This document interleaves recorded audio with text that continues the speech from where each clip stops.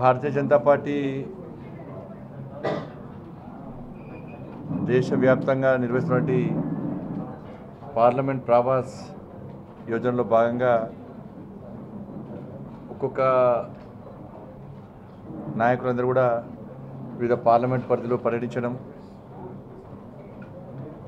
జాతీయ ఉపాధ్యక్షురాలు డికే గారు కూడా 2 పార్లమెంట్లు, జితేందర్ రెడ్డి గారు 2 పార్లమెంట్లు, రామచంద్ర గారు 2 పార్లమెంట్లు, ఇట్లా నాయకులందరూ కూడా ఒక్కొక్క పార్లమెంట్ నియోజకవర్గంలో పర్యటించి ఆ పార్లమెంట్లో ఉన్నటువంటి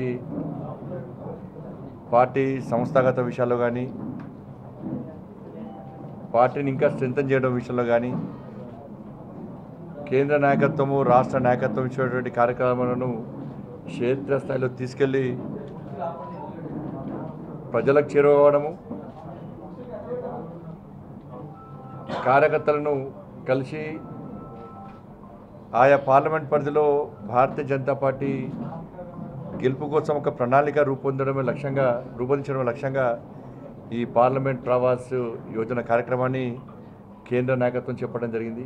దానిలో భాగంగా రోజు ఉదయం కరీంనగర్, సాయంత్రము పాలమూరు జిల్లాకు రాష్ట్ర నాయకత్వం నన్ను కేటాయించింది. కాబట్టి ఈరోజు మా నాయకులతో మాట్లాడి అందరం కలిసిమెలిసి కూర్చొని మాట్లాడుకొని ఇలా పాలమూరు జిల్లా అంటేనే భారతీయ జనతా పార్టీకి అడ్డా. ఇలా ఏ సర్వే చేసినా కూడా, ప్రైవేట్ సర్వేనా ప్రభుత్వ సర్వేనా, ఏ సర్వే చేసినప్పుడు కూడా పాలమూరు ఎంపీ స్థానం భారతీయ జనతా పార్టీకి అనుకూలంగా ఉంది. ఫలితాలు భారతీయ జనతా పార్టీకి అనుకూలంగా రాబోతున్నాయి. ఇక్కడ ప్రజలు నరేంద్ర మోడీ గారిని తిరిగి ప్రధానమంత్రి చేయాల్సిందే. నరేంద్ర మోడీ గారు లేనటువంటి భారతదేశాన్ని ఊహించుకోలేమని చెప్పి ఏ సర్వే చూసినప్పుడు కూడా ఆ సర్వే ఫలితాలను కూడా భారతీయ జనతా పార్టీకి అనుకూలంగా వస్తుంది. తెలంగాణ రాష్ట్రంలో 80% 10 నుంచి 10కి మించి స్థానాలు, పార్లమెంట్ స్థానాలు ఇలా భారతీయ జనతా పార్టీ గెలవబోతున్నది. ఇది మేము చెప్పడం కాదు, కాంగ్రెస్లో చెప్తున్నారు, బీఆర్ఎస్లో చెప్తున్నారు. బీజేపీ ఎక్కువ సీట్లు గెలవబోతున్నది. ప్రజలందరూ కూడా భారతీయ జనతా పార్టీకి అనుకూలంగా ఉన్నారు. నరేంద్ర మోడీ గారిని తిరిగి ముచ్చటగా మూడోసారి ప్రధానమంత్రి చేయాల్సిందే. ఫిర్ ఎక్ బార్ మోడీ సర్కార్ అని చెప్పి ప్రజలు ఆ నినాదాన్ని ముందు తీసుకునే ప్రయత్నం చేస్తున్న విషయం స్పష్టం. అది అయినప్పుడు కూడా దానిలో దృష్టి ఉంచుకొని ఇలా భారతీయ జనతా పార్టీ కూడా ఇంకా కార్యకర్తలు సిద్ధం చేయాలని ఆలోచనతో పోతాను. ఈ పాలమూరు సంబంధించి ఇక్కడ సమస్యల మీద, ప్రజలుగా ఎదుర్కొంటే ఇబ్బందుల మీద గత ప్రభుత్వానికి వ్యతిరేకంగా పోరాటం చేసినటువంటి ఏకైక పార్టీ భారతీయ జనతా పార్టీ. ఇక్కడ మా సీనియర్ నాయకులందరూ కూడా, జిల్లా నాయకత్వం అంతా కూడా ఇక్కడ ప్రజలు ఎదుర్కొంటే సమస్యల మీద ఎప్పటికప్పుడు స్పందించి చాలామంది కార్యకర్తలు జైలుకు వెళ్ళారు, చాలామంది కార్యకర్తలు లాఠీ దెబ్బలు తిన్నారు, చాలామంది కార్యకర్తల మీద నాన్ బెయిలబుల్ కేసులు అయినాయి. అప్పుడు కాంగ్రెస్ పార్టీ అడ్రస్ లేదు. ఇక్కడ కాంగ్రెస్ పార్టీ ఏ రోజు కూడా ప్రజా సమస్యల కొట్లాడికి ఇక్కడ క్యాడర్ లేని, కెపాసిటీ లేని పార్టీ కాంగ్రెస్ పార్టీ గతంలో. ఇక్కడ కానీ గెలిచింది ఏదో గెలిచింది.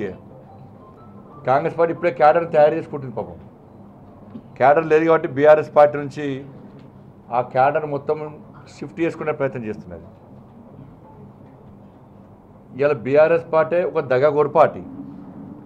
బీఆర్ఎస్ పార్టీ నాయకులను ప్రజలు చీత్కరించారు, చీగొట్టిరు వాళ్ళను.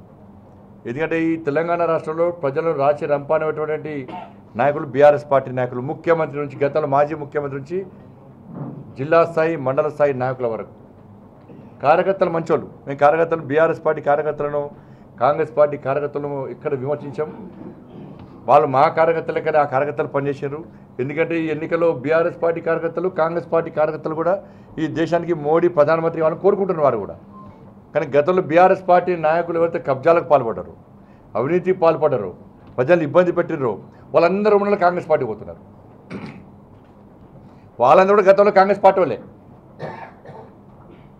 ఎవరైతే నీతి నిజాయితీతో పనిచేసేటువంటి నాయకులందరూ కూడా బీజేపీలో చేరుతూ ఉన్నారు. కాబట్టి ఈ పార్లమెంట్ ఎన్నికల్లో కూడా మొన్న ఏదో ఓట్లేస్తే ప్రజలు ఓట్లేసి బీఆర్ఎస్ పార్టీకి వ్యతిరేకంగా కాంగ్రెస్ పార్టీని గెలిపించారు తప్ప కాంగ్రెస్ పార్టీ మీద అభిమానము, కాంగ్రెస్ పార్టీ క్యాడర్ పనిచేస్తానో వాళ్ళు గెలవలేదు. అసలు క్యాడర్ లేదు కాంగ్రెస్ పార్టీకి. కానీ పార్లమెంట్ ఎన్నికల్లో క్యాడర్ ఉన్నటువంటి పార్టీ భారతీయ జనతా పార్టీ. ఇవాళ మా కార్యకర్తలు గల్లీలో కూడా ఇలా జెండా పట్టుకొని నరేంద్ర మోడీ గారి ఫోటో పెట్టుకొని కేంద్రం ఇచ్చిన సంక్షేమ పథకాలని కేంద్రం చేసే అభివృద్ధి విషయంలో కానీ ప్రజల్లో కూడా చైతన్యం కలిగిస్తున్నాం కాబట్టి పాలమూరుతో సహా ఈ తెలంగాణ రాష్ట్రంలో 10కి మించి పార్లమెంట్ స్థానాలు భారతీయ జనతా పార్టీ గెలవబోతున్నది. ఈ జిల్లాలో ముఖ్యంగా కృష్ణా జిల్లాల విషయంలో ముందు నుంచి కూడా బీఆర్ఎస్ పార్టీ బండారాన్ని బయట పెట్టబట్టి భారతీయ జనతా పార్టీ. మీరు దయచేసి దేశ పరిస్థితులను అర్థం చేసుకోండి.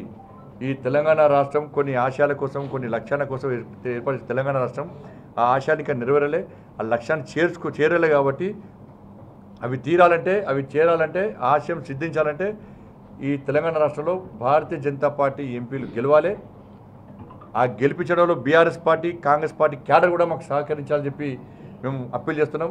అంతా కూడా BRS Congress party cadre one side అయిపోయింది.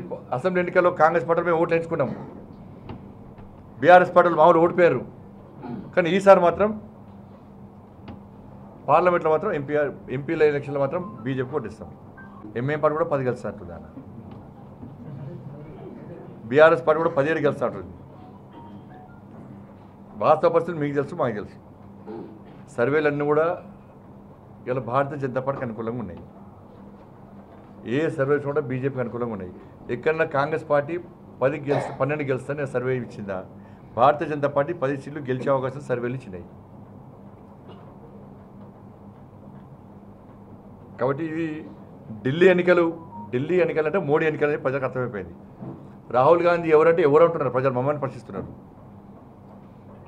దేశానికి సంబంధించిన ఎన్నికలు, దేశ ప్రజాన్ని నిర్ణయించే ఎన్నికలు, దేశ అభివృద్ధిని కోరుకునే ఎన్నికలు, దేశాన్ని రక్షించే ఎన్నికలు.